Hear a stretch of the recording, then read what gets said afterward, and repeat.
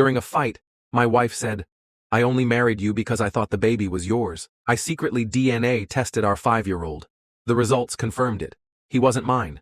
I filed for divorce and exposed her paternity fraud in court. Now she won't stop calling me. Hello Reddit I+ here. My name is Adrian Cole. I'm 35 years old, and until 6 weeks ago, I thought I had the kind of life most people envied. A career in corporate law, a beautiful wife, a 5-year-old son who thought the world of me. We lived in a quiet neighborhood in Charlotte, North Carolina, built the life together, or at least I thought we did. Now, I'm sitting alone in a furnished apartment staring at a phone that won't stop lighting up with her name, Jenna. But let me take you back. Jenna and I met in law school. She had this magnetic energy, confident, sharp, always the smartest person in the room. We were both on law review, always in competition, and somewhere between study sessions and moot court, we fell in love. After 3 years, she got pregnant. I was surprised, but thrilled, proposed immediately. She said yes, with tears in her eyes. We married in a small courthouse ceremony before she started to show. 7 months later, our son, Miles, was born, slightly premature, the doctor said. I never questioned it. For 5 years I was dad, Saturday soccer games, late-night fevers, bedtime stories about dragons and space travel. I taught him how to ride a bike. I stayed up with him when he had night terrors. I thought love made me a father, and it did, until Jenna opened her mouth one drunken night and ripped it all away. It started like any other argument. She was mad I'd missed dinner again. I'd stayed late at the office prepping for a trial. She accused me of always putting work first. Same script, different day. But then I brought up Miles's latest reading evaluation. I'd struggled with dyslexia as a kid, and I worried he might be showing signs too. That's when it happened. She rolled her eyes, took another sip of wine and said, "For God's sake, Adrian. He's nothing like you. He never was. I only married you because I thought the baby was yours." Just like that. Like it was nothing. The silence in the room was deafening. I stared at her, waiting for her to laugh it off. She didn't. Her face went pale. She tried to backpedal, said she was drunk, angry, didn't mean it, but I'd seen something in her eyes. That flicker of truth, cold, calculated. That night, I didn't scream, didn't argue. I told her we'd talk in the morning and went to sleep in the guest room while she cried on the other side of the door. The next morning, she was acting like nothing had happened. Pancakes with Miles, kisses goodbye. Like she hadn't just shattered my world 12 hours ago, but I wasn't playing along anymore. I ordered a home DNA kit and had it shipped to my office, took the samples discreetly. One from me, one from Miles while giving him a bath, sent it in, and waited. While the lab processed the test, I started digging. Jenna and I had shared everything, passwords, bank accounts, so I checked her old phone records. Around the time of conception, there was a frequent caller I didn't recognize, cross-referenced it with her emails. His name was Derek Langston, a partner at her firm. He was also married at the time. The timing was too perfect. 7 days later, the DNA results hit my inbox. 0% match. Not the father. I sat in my office staring at the screen for a long time. No emotion, just clarity. That night, I tucked Miles in like usual, read him his favorite book, kissed Jenna goodnight, then went back to the guest room and stared at the ceiling, listening to her breathe in the next room. Like a stranger I'd never met. The next day, I met with my divorce lawyer, Sandra Rios, who also happened to be an old friend from undergrad. I gave her everything.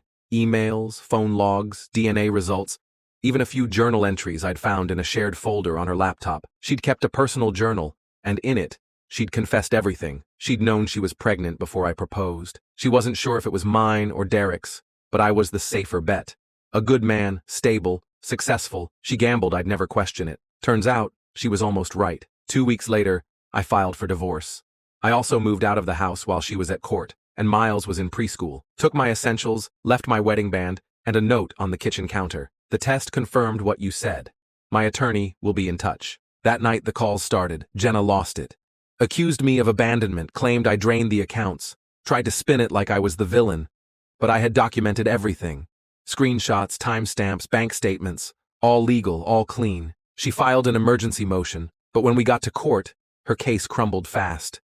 The judge ordered a second DNA test, court supervised. It confirmed what the first one did. Miles wasn't mine. Then came the financial discovery. Turns out, Jenna had been funneling small amounts of money from our joint accounts into a private investment account, about $180,000 over the years, all under the radar. Her own words, her journal, and her profession, a family lawyer who knew the system inside out, worked against her. The judge wasn't sympathetic, called it deliberate ongoing deception. I was awarded 75% of our marital assets. She was ordered to cover my legal fees and report the financial misconduct to the Bar Association. Derek, her ex-lover, had no idea Miles existed. Once he found out, he requested his own paternity test. It was a match. He's now filing for custody. Jenna's life is unraveling. Personally, professionally, legally. But here's the part that hurts most. Miles. He still calls me Dad, because for 5 years, I asked the court for transitional visitation, not because I had rights, but because I couldn't vanish from his life overnight. The judge agreed. Our first visit was brutal. He clung to me and asked why I left. I told him, sometimes grown-ups have problems they don't understand. But it has nothing to do with you. I love you. That never changes. We still see each other. Once a week. Not as father and son, but as something real, something painful, and maybe something healing. Jenna keeps trying to reach me. She even showed up at my office last week. Had to be escorted out. Her parents called, saying I should have compassion, that I should move past it, but I won't. 5 years of my life were built on a lie. A carefully constructed, coldly executed lie. That's not a mistake. That's fraud. I'm moving on now. I've taken up boxing again. Thrown myself into work, going on a week-long hike with no reception. Therapy is helping. Slowly. I don't know what the future holds for Miles and me, but I know what I won't do. I won't pretend Jenna was ever the woman I believed she was. The mask came off, and I don't mourn her anymore. I mourn the fatherhood I lost, but not the life I left behind. And as for Jenna, I let the phone ring. And I keep walking. It's been 3 months since I walked out of that house. And honestly, it still doesn't feel real. Some days, I wake up and instinctively check my phone for school alerts or messages from Jenna about Miles's dentist appointment, only to remember I'm not part of that world anymore, not like I used to be. The bond is still there, though. That part isn't dead.